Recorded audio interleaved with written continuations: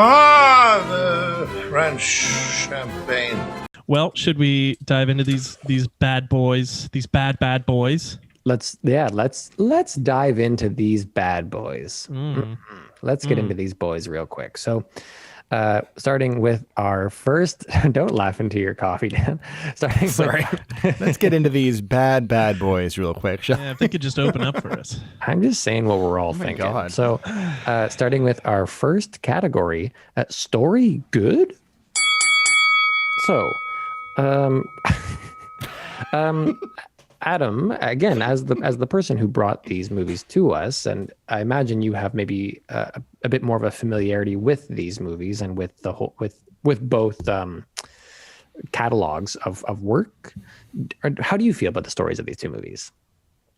Well, it's really I for all the categories today, I'm going to be really torn, except for a couple. Well, except for acting. But For Attack of the Clones, yeah, real stinker. But yeah, I think Wrath of Khan, the original Star Trek episode, and despite the outfit I'm wearing, I wouldn't really consider myself a Trekkie. It was just there was a Halloween many years past where my now wife and I both did the Trek getup. But Wrath of Khan, the original episode Space Seed, is just like a really, really great episode. And I guess the director decided to revisit this villain.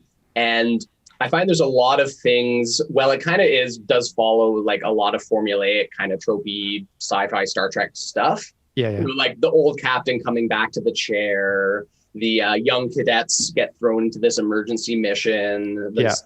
The vengeance of this villain. Like I feel like it leans into it in a way where it really works. At least I think it does. And so, can you clarify something for me then, as someone again, who doesn't know this?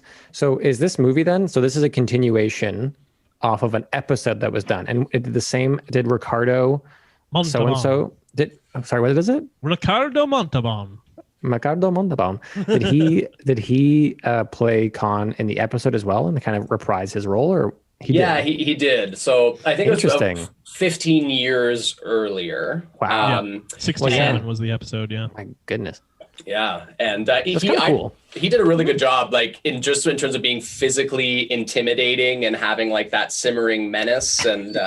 Even his giant glowing bare chest. More so in Space Seed, I think. But. His cleavage? Is that his intimidating male cleavage? That he enforced on all of his acolytes, yeah. I was like, where did they find this ripped old dude with bangs? He was an actor. This villain. He was one of those actors in the like 60s that and 50s and 60s that like did the rounds of all the TV shows as the actors did in those days. You'd do this show and do a guest spot on that show, and he was just one of those guys that like because he was vaguely ethnic looking that he could fit the gap of like, oh, we need an Indian man to play Khan, so let's cast this guy who is not Indian in any way but like looks ethnic, right? Yeah. There are parts in this movie where he has an obvious Latin accent, which I loved. But I didn't realize that you left me stranded for a long time on that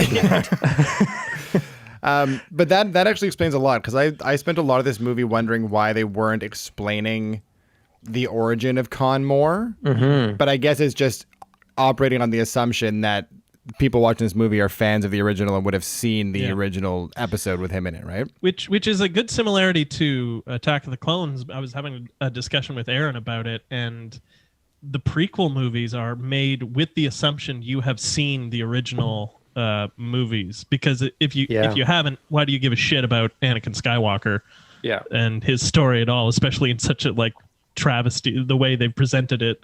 Why do you give a shit? So you have to be invested in the Darth Vader story in order to give a shit about the prequels. So in just as in Star Trek, you have to be like, oh, the original series was I loved it so much. Khan, no shit, amazing. Yeah.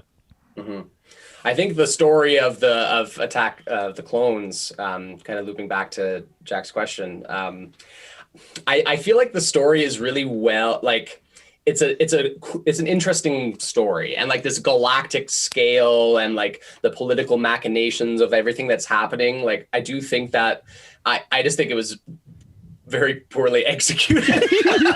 But it still is like this. It is, you know, this powerful and I don't know. I think if you are familiar with the original trilogy, being in the know that Palpatine is, you know, this fascist Sith Lord, and seeing all those pieces sliding into place is cool. If there were some other things that got fixed. Yeah. And I think. Sorry, go ahead, Sean. Go ahead. I was gonna say, you mentioned the scale, and this is I hate this movie, but like, but watching it again today with an actual like clinical eye for it, I have to say I am impressed by what George Lucas was trying to do here.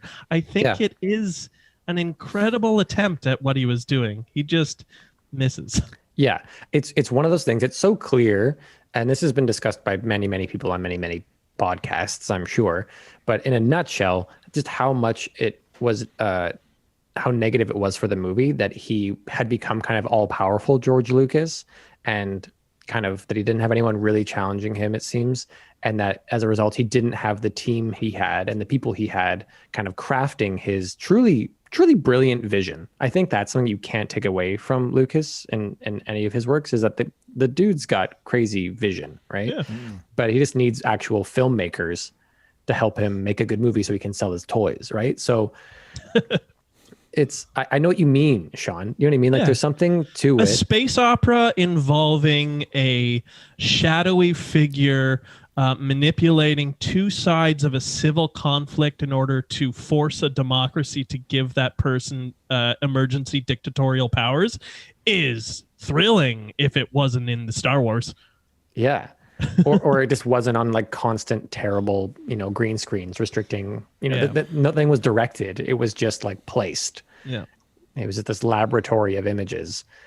Well, Jack, you said I watched a few of the special features and like interviews just to kind of have some ammo for the podcast. And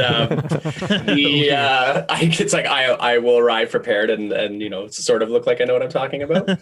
But Lucas, he had a buddy working in editing or special effects, one of the people on the movie, and he mentioned, well, working with George, I've never worked with another director like him. It's unlike any director I've ever worked with before. It's like he takes I wrote down the exact quote somewhere, but you can tell it's already kind of not a good thing. Yeah, he takes pieces and almost like a painting, adding colors here and adding colors there. And they went through the whole process where they would actually just assemble the movie out of all these little snippets that they would tweak and perfect and edit and add things to, and then just put the puzzle together and build a movie. So what you said, Jack, like that feeling of it kind of all being just assembled, that was their creative process. The Citizen Kane of the week is